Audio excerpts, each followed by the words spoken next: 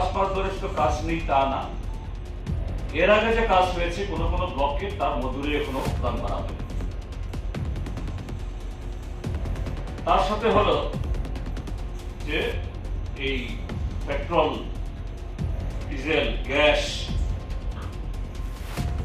Petrol এবং diesel বাইরে থেকে আসে, ঠিক আছে, এতে না হয় একটা অপ্রতুলতা থাকবে, কিন্তু তার জন্য সরকারের তো আগাম ব্যবস্থা থাকবে। দেশে এখন এই ডাবল ইঞ্জিনের সরকার, ত্রিপুরা যে ট্রিপল ইঞ্জিনের সরকার, এই আগরতলা শহরে যে ডিজেল পেট্রোলের জন্য 1.5-2 কিলোমিটারের বেশি লম্বা লাইন হচ্ছে। পুলিশকে শৃঙ্খলা রক্ষা করার জন্য লাঠিচার্জ করতে হচ্ছে। এরকম পরিস্থিতি যে সেরকম প্রাকৃতিক দুর্যোগ তো এবছর হয়নি।